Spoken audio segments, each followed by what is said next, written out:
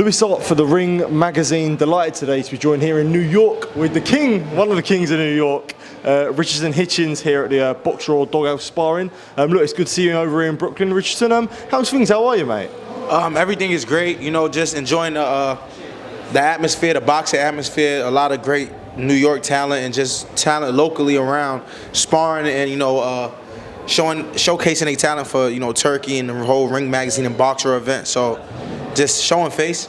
Yeah, as I say, some good sparring going on there, and I'm sure you've had your own fair share of great sparring throughout the years, throughout the New York gyms. Yeah. I guess how special, sort of, when you look back now, especially as a world champion, that sort of sparring, those reps, because it's not just sort of the sparring of the ring, it's all the atmosphere outside as well that adds to it. How much do you feel like that adds to your character and you, I guess, as a person? New York, you got to be gritty. You know what I'm saying? New York, you got to be gritty. I think you got to be. Just a fighter that's ready to persevere, especially if you want to last in them gyms in New York, sparring at a high level.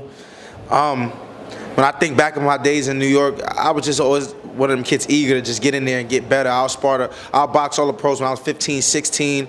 I'll box all the amateurs, all the older guys. So, now looking back as world champion is just something that you kind of just see your work flourish. Like, you kind of see all the work you put in flourish. So it's great for me to just be one of the guys representing the city. Yeah, it's good to hear. But yeah, look, how's life? It's been over a month since or just under a month actually, since the fight against George Kambosos. Enjoying that, being out of camp, and I guess sort of living a bit freely for a yeah, bit living time, a bit free like a civilian for a little bit, till I gotta get back, start looking at the drawing board, who we might fight next, contracts, numbers, and etc. But right now, life been great. What can I say? I live good. I eat good. My girl is beautiful. My car is fly. My jewelry real. My bank account is healthy. So I think that my record is still intact. So I think that life is great. I'm blessed. I work for moments like this. A lot of the other guys, like my peers, they had it before me, but I always knew my time would come. And now it's just time to take this shit over. I want the Devin Haney's. I want the Teofimo Lopez's. All the guys that, had all the shine when I was grinding and telling the world that I belong with them guys. It's time for me to show face now and show these guys that I'm not in a fuck with. Like I said, I'm one of the best guys in the division. So if they don't believe it, they're going to have to feel it real soon. Did you feel like it was a case for yourself where you wanted the big fights, you wanted these opportunities, and now it was a case of now having to kick down that door, but now that door's fully down, with performances like the one against Paro, the one against Kambosos, you feel like now you're fully kicked down that door and you're like, look, I'm undeniable, you guys got to fight me now. I rack him up. When it comes to boxing, this is what I do. When it comes to boxing, this is what I do. I keep telling everybody, when it comes to boxing, this is what I do. I do this shit effortlessly. I'll be sparring right now, for real. I just can't, in the position I am, but I'd have been in there sparring right now. But, I really love the sport of boxing. So, it's nothing to me. I'm ready to knock all these guys one by one. These guys know me. Devin Haney, Teofimo Lopez. These guys personally know me behind closed doors. So they know the type of threat and type of competitive nature I have. I've been competing we all been competing each other since the Olympic trials, the Olympics, national tournaments. So they know when there's a thoroughbred in front of them, and I'm one of them thoroughbreds that's, here. Think about it. All the guys that we came up with, it's very few of us that became world champions. Probably not even two. I can't even count on both hands how many guys that I came up with that became a world champion. Yeah, as I say, it's a special accolade for yourself. Look, Eddie Hearn was there today. And obviously it was a big topic, especially after the fight, when you spoke about being a free agent. From your point of view, and then I think Eddie, he came out in the interviews, he took a bit of exception to what you said and more towards your manager, Keith Connolly. I guess there's been a time since that last fight and the dust has settled a bit. What's the current, situation with your relationship with Eddie and sort of the comments since I guess, the post-fight interview? I love Eddie Hearn. Like I said, Matchroom been fair to me. They presented me an opportunities, and it was my job to fulfill the opportunities, and that's what I did. So at the end of the day, I gotta do what's best for me as a fighter, because at the end of the day, when I leave the sport of boxing, I can't call in nobody and say, pay my rent or do this or do that. So like I said, as far as him giving me an opportunity, I gotta forever be grateful for that, and I'll be looking forward to working with him in the future. I'm gonna be in the sport for a long time, so I don't want to burn no bridges or mess up any relationships that I did have. But at the end of the day, it's still about me putting myself in the best position possible, and that's to make the biggest fights and leave with most of the money.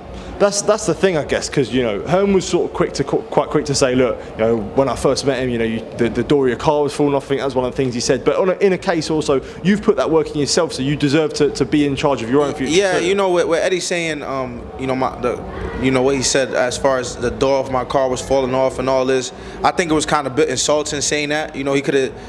I guess he was frustrated or mad in the moment, but at the end of the day,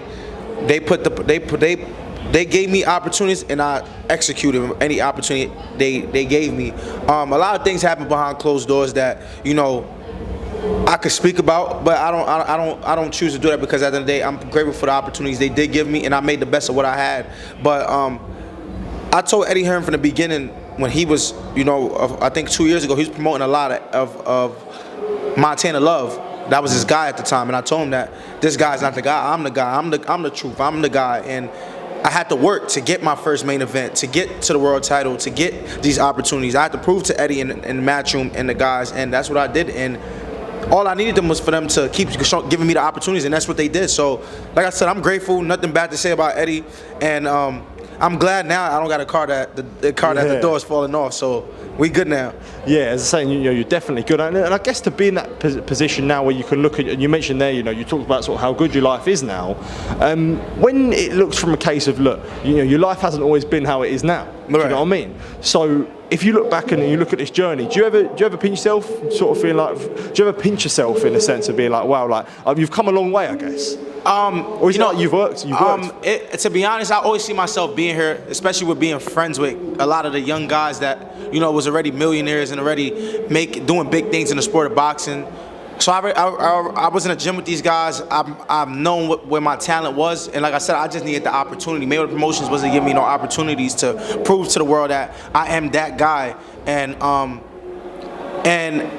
as far as watching them guys live life from a third-person view, I always felt like I could understand it. But when you are that guy, when you are the guy, actually, it is a lot different. Being in this position, it's a lot different. But I think I know how to handle it, and I think that I know any given moment it could be taken away. So it's about me being smart with it and making sure that I know at the end of the day what got me here is boxing. So that's all I'm gonna keep doing is keep boxing. Yeah, it's funny you say that, because I watched your podcast with Ak and Barak, and you spoke about the time you spent with AB and like the life he was living, especially with Tank as well. And was it a case of saying, like, when you saw sort of all the stuff that AB had, whether that be the luxuries that it had from the work that he put in the game, do you feel like, look, that was back then you were thinking like, one day this will be me? Yeah, I always knew one day I would get to the position that AB's in, and I'm still not in that position. He's a 4th division world champion. He did a lot of big things in the sport. He made a lot of money in the sport, but I think that he just made a lot of the wrong life decisions, and that's a lot of time you have to make it make sense in both ways. As far as financially and as far as life, it got to make sense all around. And I think AB did a lot of things that didn't make sense financially or in life sense. So. I wish the best for him, and only thing I could do is learn from his mistakes and try to walk the other way. Yeah. Well, look, what's next for yourself? I spoke. You talked about Devin Haney. Teofimo Lopez was sort of parading around the ring after the fight. I guess those are potential 2 names. Do you think that Devin Haney got his task now with Brian Norman. So I think that right now we're pointing at Teofimo Lopez. Yeah. I'm calling your name, Teo. Answer. Yeah. I think that's a fight that makes sense. He's claimed he's from New York. Y'all know I am New York, and I think that it makes sense. 2 guys in the prime, young. I don't think that I think that with the Lomachenko fight, it was a big fight, but it being with no fans around, Lomachenko being a smaller dude, I don't think that it will live up to the magnitude of this fight that Teofimo would be in. I think that me and him in the ring would be the biggest fight of not just my career, his career too. I didn't see him fight anybody with the pedigree that I bring, the skills that I bring, and just the way the fight will get built up, it'll be crazy. Yeah, so I mean, how exciting do you feel like a fight between Teofimo Lopez could be for yourself, and how much confidence you take from Teo's performances at 140 and yourself at 140 that you realise, look, you'll be too much for him, I guess? Nah, I feel like I'm just super skilled. Like, I just really feel that. Like, it's levels to boxing. Like, it's levels to street science, and I feel like I'm super skilled, and it don't matter what he bring to the table. I'll be ready. I'll be prepared, and listen, he can't fuck with me. That's it. Teofimo can't fuck with me. If he don't know it, I'll show him it. If that George Kambosos massacre, then give him kind of gauge it and let him know that this shit is real, that, hey, he don't have to get in there his damn self and figure it out. Because I don't want to hear excuses about his lungs was fucked up and this and all that. You got your ass beat, and I had to go represent the city the right way. Because I wasn't going to let George Kambosos come do that over here twice. Yeah. It's an easy fight to make as well. You know, both got the same manager, so I'm sure you're banging on the door to Keith saying, like, look, this has got to be next. Turkey. Yeah. This is the platform to do it. I'm here.